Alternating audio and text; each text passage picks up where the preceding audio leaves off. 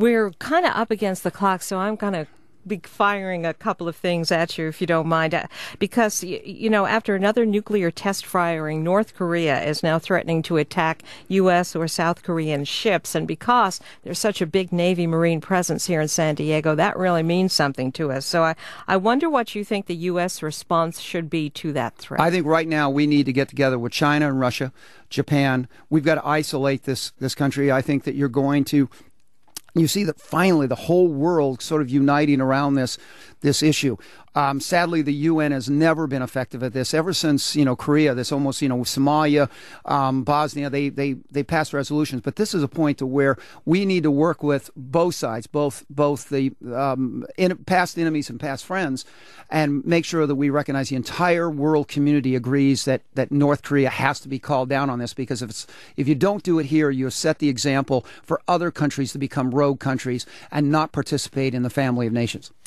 I know that the Senate is the body that gets to confirm a Supreme Court nominee, but I'm just wondering what your take is on the nomination of Judge Sonia Sotomayor. Well, I think she's kind of exciting as somebody that comes from I'm like her, I'm from the wrong side of the tracks, not that Imperial Beach is the Bronx, but I think there's experience there. I think there's concern about her stating that policy is developed by appellate judges. As a legislator, I'd call her down and say, wait a minute, the Constitution says legislators make policy, not judges. So I think she's going to have to answer for that statement.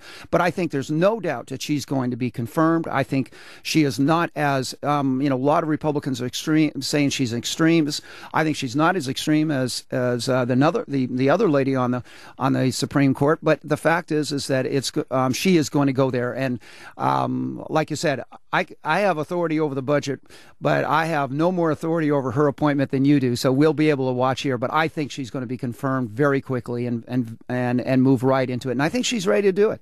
And Congressman Bilbray, I want to give you a chance to talk a little bit about your Hodges Water Reclamation Act, because I know that you are particularly happy that got bipartisan support in the House. Absolutely. I mean, what we've done is we've tried to help the local community basically utilize a natural resource, water, and do it in an environmentally responsible way. And the fact is that this is a federal government helped create this problem. We didn't mean to, but with the implementation of the Endangered Species Act, because when the lake went down, we had willow habitat grow in on those riverbeds. And then when it came back up, and you couldn't clear it off because it was now least Bell's burial habitat, so the federal government didn't allow it to be cleaned out. When the water raised back up, it all got flooded out, all the habitat was killed, but now it is rotting and polluting the water. So an added level of treatment, a new treatment plant has to be built to address all of these organics that are being introduced into the water. And so this was the federal government's part of saying, I'm sorry, we made a mistake. And here's our part of trying to work this out. And here's our way of reclaiming this water and reusing it and being able to use a local resource rather than have to pump it in for hundreds of miles away. And what does that mean for San Diego to have that water back? Well, I think it not only is environmentally responsible that we don't burn up energy, we don't have the carbon footprint, we don't have to build all the infrastructure, but it also means that we have that much more independent source from our big brothers to the north and to the east. And that independent source in the future is going to become very, very important, much like the desal plant that we're talking about in Carlsbad.